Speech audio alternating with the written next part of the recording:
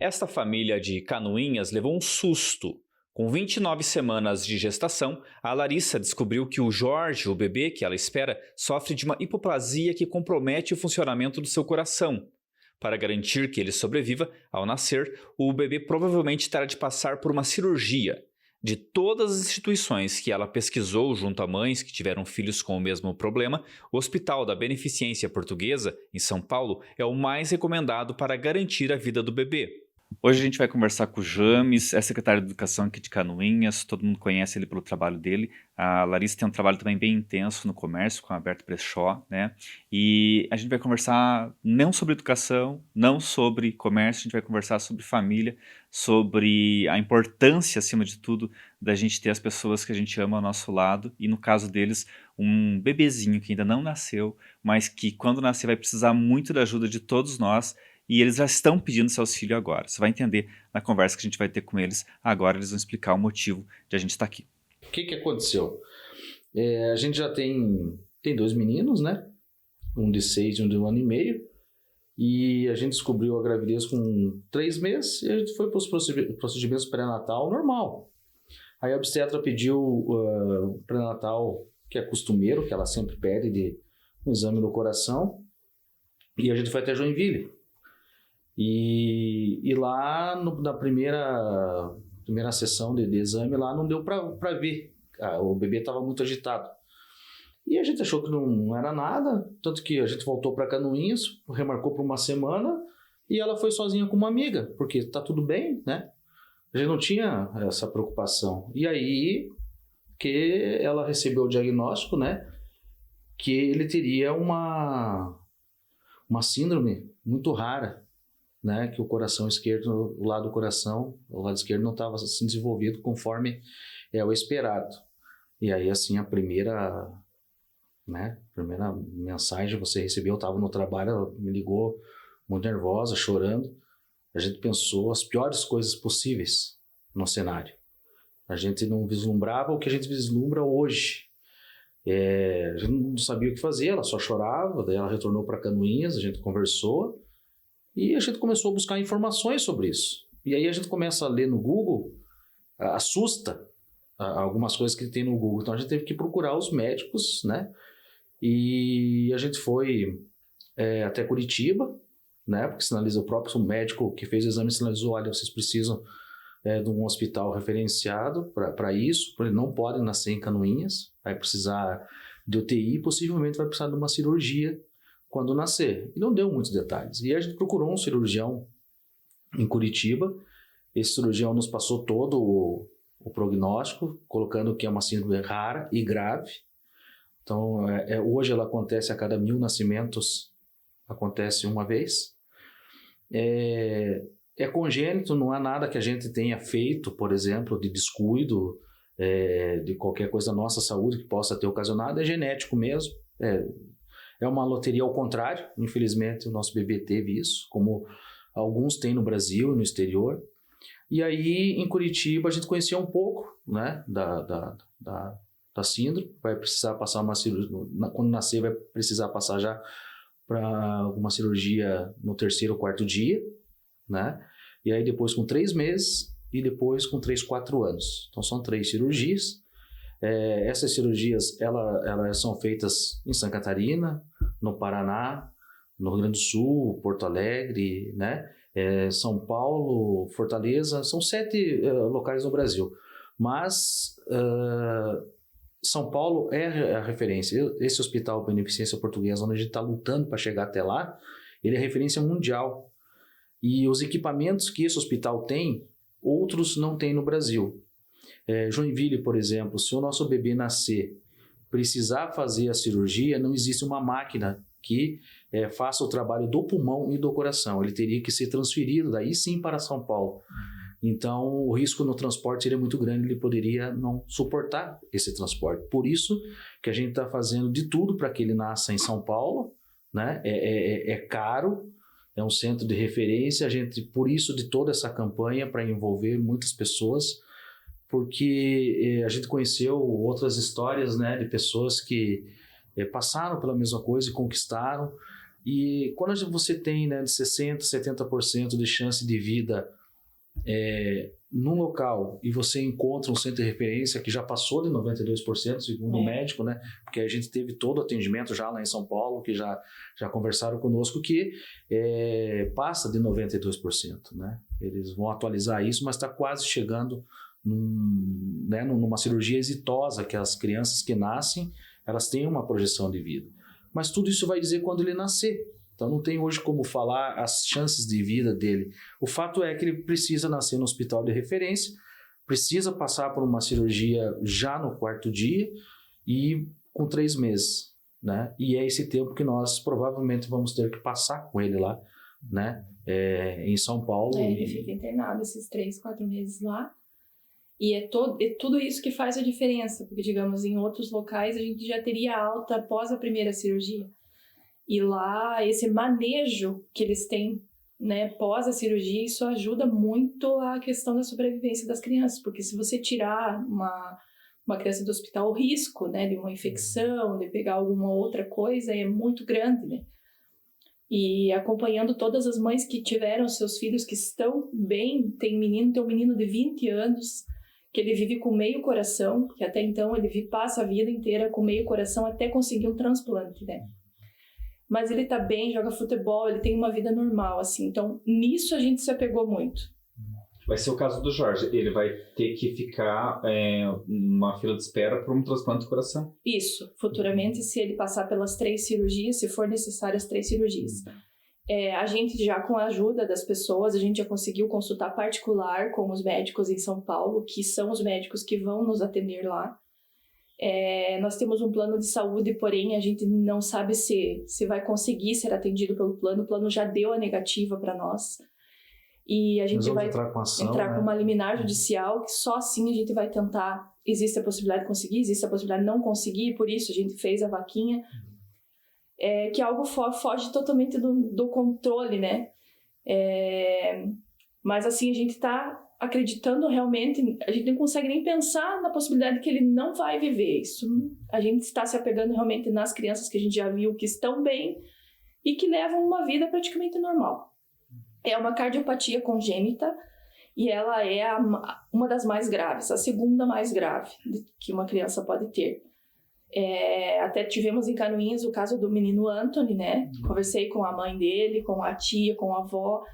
Ele foi do lado direito e o Jorge do lado esquerdo. Então, são cardiopatias bem graves também. A diferença é que a Bruna, ela descobriu depois que ele nasceu, então ela passou por um processo mais correndo contra o tempo, né? Mais complicado. E assim, por isso até frisar, Ednei, a importância dos exames pré-natal, de fazer e levar certinho todos os exames, tomar as vitaminas, porque se a gente não tivesse descoberto a tempo, nós não poderíamos perder ele. Então a gente está conseguindo... perder ele ainda na barriga, não? Não, esse risco não tem. E até comentar isso com você também. Ele tem uma válvula ali que ela, né, no caso, mantém ele vivo, ele está se desenvolvendo super bem, no restante, né? Através da placenta, né? Da placenta. Então não há risco nenhum, nem para mim, nem para ele, está tudo bem.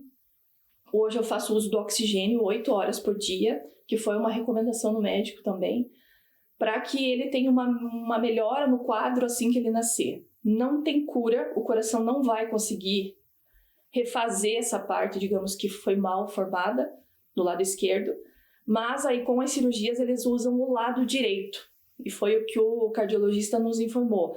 Eles fazem uma adaptação no lado direito, que ele consegue suprir a função do lado esquerdo. Então aí ele consegue, mas por isso as etapas, né? Ao longo da vida ali, que ele vai precisar até os 3, 4 anos, que é a terceira cirurgia.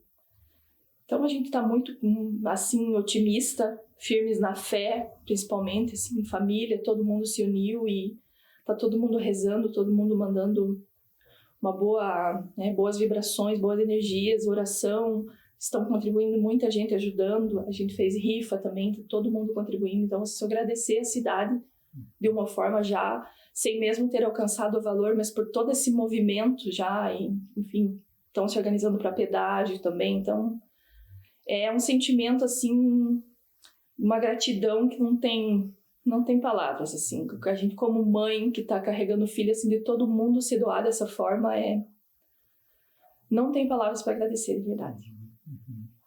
Como é que foi para você receber essa notícia? E como o James falou, eu fui com uma amiga, uma grande amiga, mas assim, nós não imaginávamos que a gente ia escutar aquilo. E o médico, assim, ele estava também chocado em dar a notícia para nós, assim. E no semblante dele eu vi que eu não tinha chances, de que ele ia nascer e não ia conseguir. Isso me deixou muito apavorada. Tanto que terminou a consulta, eu saí já chorando, já estava chorando no meio da consulta, ele explicando, porque ele fez daí o exame, né? E esse, quando ele falou que precisava nascer numa UTI, que ele precisava ser operado, então assim, parece que cai, né, o chão dos seus pés, você fica no buraco, você não consegue sair. E eu saí daí do consultório, abracei ele e saí chorando, e minha amiga que terminou lá com a secretária que tinha que fazer os papéis que tinha que pegar, eu só desci as escadas, eu só queria chegar na rua, eu queria sair daquele lugar, assim, foi bem difícil. E passei aí uma semana a fio chorando, assim, até conseguir falar sobre o assunto, que foi quando a gente gravou o vídeo ali. Mas eu só consegui me fortalecer quando eu achei esse grupo de apoio de mães no WhatsApp que passaram também por essa situação. E a gente viu que estava indo para Joinville, já estava tudo certo, nós íamos para Joinville, e aí quando tivemos essa conversa com as mães, assim, mudou totalmente o rumo e a gente viu como se a gente tivesse encontrado a cura. E não deixa de ser, né? Hoje eles são referência, esse hospital é mundial, eles atendem crianças de outros países também. O médico explicou para nós que eles operaram uma criança do Paquistão. Então, assim, é algo muito bom mesmo hoje, assim, e a gente vai correr atrás do que a gente puder de melhor para o nosso filho, né, Ednei? Assim, não tem palavras por um filho do que você é capaz de fazer, né? Você está de quantos meses? Tô de 7,5, mais ou menos. 7,5. E Isso. você precisa se internar na Beneficência Portuguesa com quanto tempo? Não precisa ser antes, mas nós precisamos estar em São Paulo um mês antes. Porque aí eu preciso passar por mais exames, então início de agosto a gente tem que estar lá. E passar por mais exames, consultas com os médicos, que é a equipe que já vai fazer, né? Eles vão fazer mais um ecocardiograma fetal, que foi esse exame, então eles fazem um agora. E quando ele nasce, essa válvula que eu estava comentando ali com você, ela se fecha em uns 15 minutos. Então, eles têm um medicamento que eles dão e eles mantêm essa válvula aberta, por isso que ele fica uns 4 dias ainda sem precisar passar pela cirurgia. Quando nasce, no caso essa válvula se fecha, eles precisam fazer mais um ecocardio nele diretamente daí, né? Porque até então foi na barriga. E aí eles conseguem ter um diagnóstico preciso do que ele realmente tem, se o cenário melhorou desde quando foi feito. Então, assim, a gente está rezando muito que talvez ele não precise de nenhuma cirurgia, que o cenário mude, né? Tem que ter fé. Mas, se precisar, a gente está num local onde precisaria. Porque, do contrário, a vida dele está em risco, em alto risco. Alto risco. Essa máquina, por exemplo, que faz a vez do coração e do pulmão, ela não tem, né, em Joinville, onde a gente estava indo pelo SUS para não precisar, né, ter todo esse custo que a gente não tem condições, é um valor muito alto. Cada criança custa em torno de 3 milhões no hospital, se for particular. Né? A gente colocou ali dos 200 mil, que seria a ajuda de custo para a gente conseguir se manter, se o plano, no caso com a liminar judicial, o plano nos atender. Que eu acredito que vai dar certo, pelo menos pelos outros casos que a gente já acompanhou, né? Porque o nosso plano é só Santa Catarina, né? Mas eles têm a obrigação de atender em outro estado se a gente entrar com a liminar judicial, né? Porque é uma coisa urgente e risco, alto risco, uma gestação alto risco, então eles têm que atender, né? Então e são 15 anos de plano, né? Então a gente conta aí agora com o plano até... Porque o plano coloca ali que eles não podem atender porque o hospital não é conveniado, né?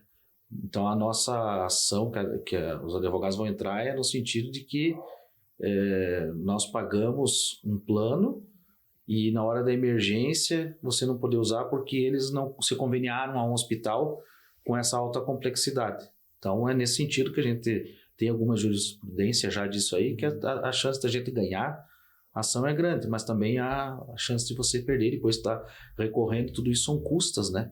Então, são questões de justiça também.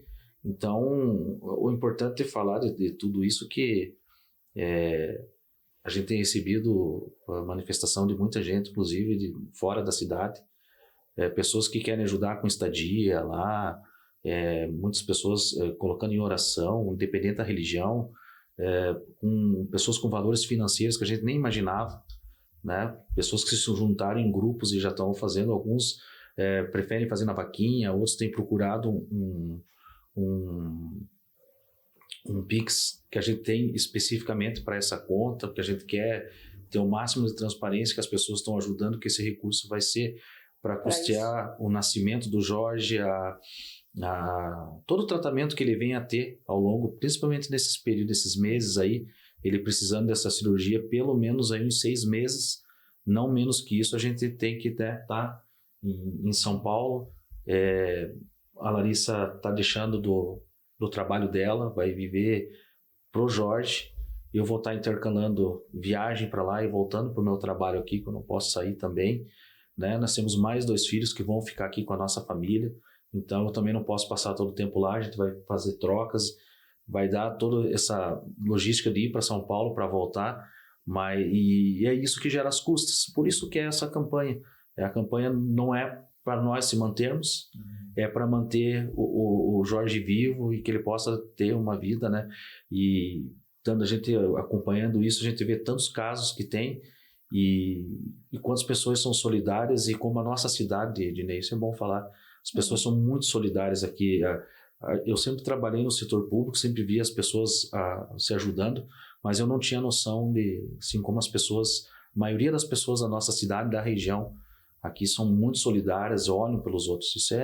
A gente tem visto isso, é um teste para nós como pessoa, como pais, né? É um teste para nós da nossa questão religiosa, nossa fé, né? O teste das amizades, enfim, tudo isso Deus colocou, acho que isso para nós. É uma grande transformação na vida, né? Como pessoa. Nós não somos as mesmas pessoas de junho. Não. Do mês de junho, né? Eu tenho antes de junho de 2025 e tenho depois de junho.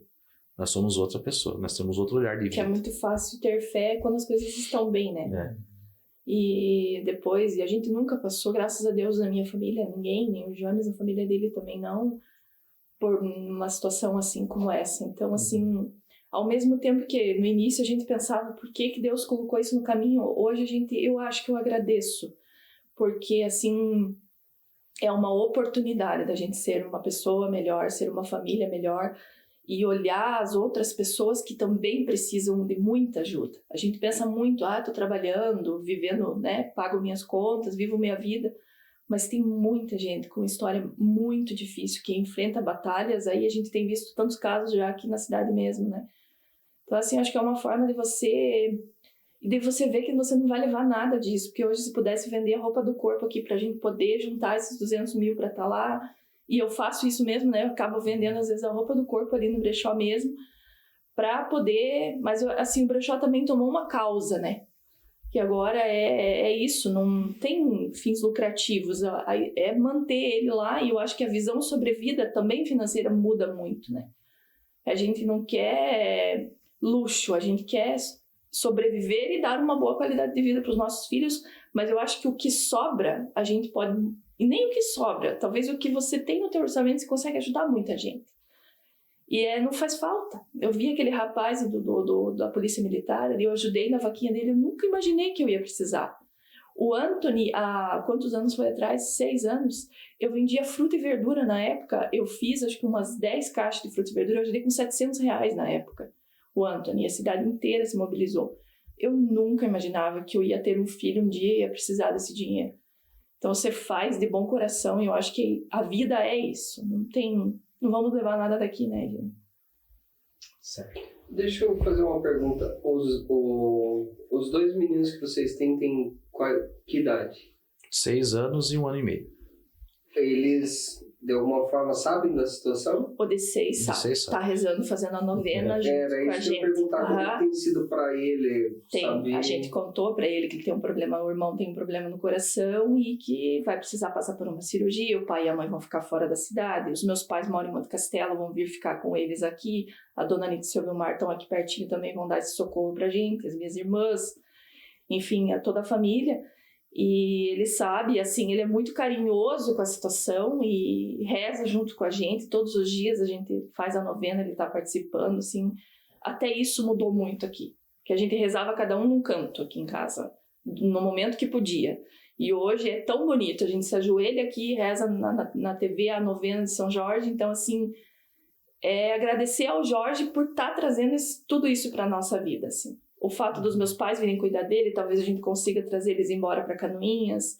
Então eu acho que assim, é um propósito de vida dele que ele está trazendo, mudando a vida de toda a nossa família e das pessoas que nos conhecem. A gente tem muitos amigos, então assim, todo mundo abraçou a causa e tá esperando ele voltar. É o mínimo que eu tenho que fazer por todas essas pessoas que estão nos ajudando. Nós temos que fazer, né? É trazer o Jorge bem de São Paulo para cá e dar o testemunho de fé que a gente tem também, e eu acho que é o mínimo. Quem quiser ajudar com a vaquinha online criada pela família, basta acessar o QR Code que está na sua tela e fazer a sua doação.